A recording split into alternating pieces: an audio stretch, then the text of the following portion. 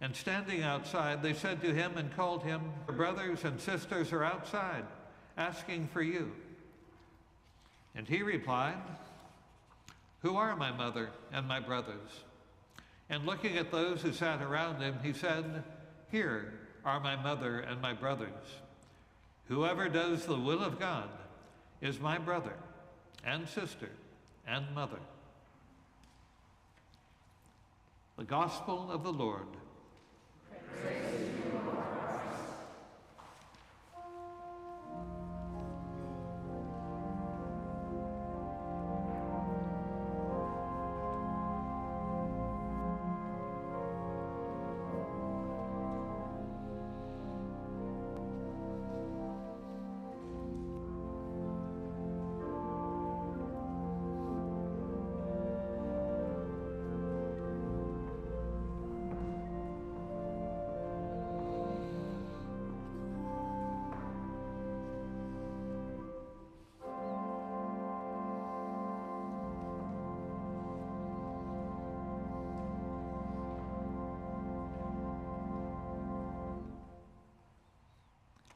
May the words of my mouth and the meditations of our hearts be always acceptable in your sight, O Lord, our strength and our Redeemer.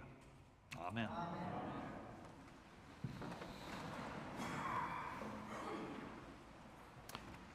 In a few minutes' time, when you all come up to the altar to receive communion, you may notice that I have a couple of bandages on my fingers.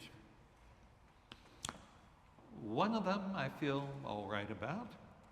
That happened on Friday when I was moving a piece of furniture and something slipped.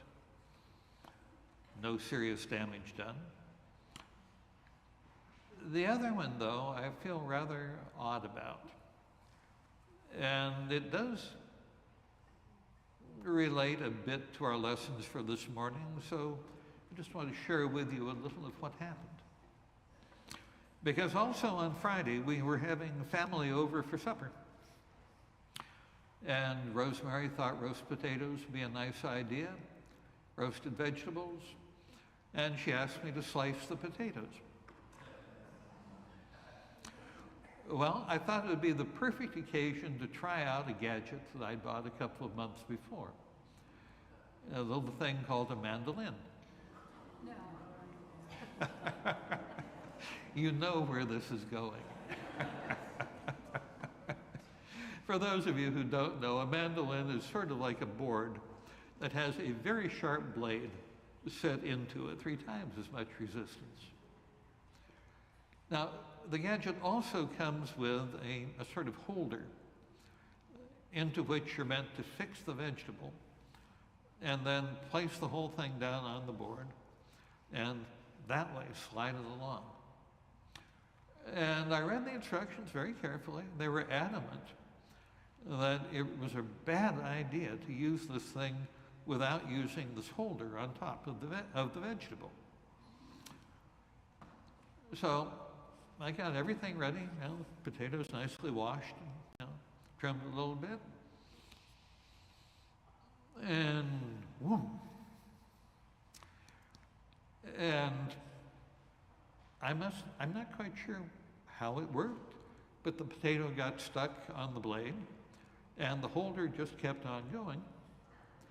So I wound up with one potato stuck in the middle of the board. Got it off. Decided that the problem was that I had the potato kind of flat side down.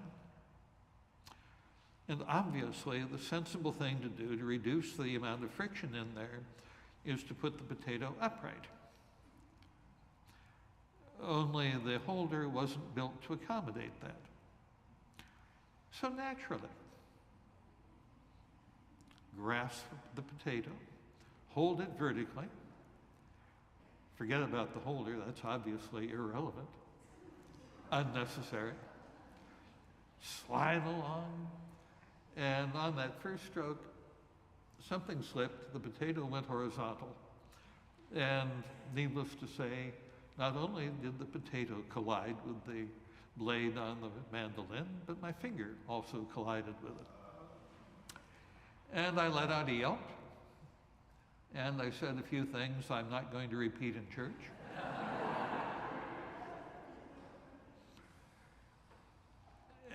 I spent the next few minutes trying to staunch the flow of blood. There are an awful lot of little arteries and capillaries in there. So it took a little while. Got everything back under control.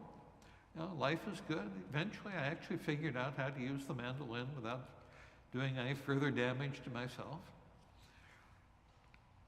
But, thinking about it,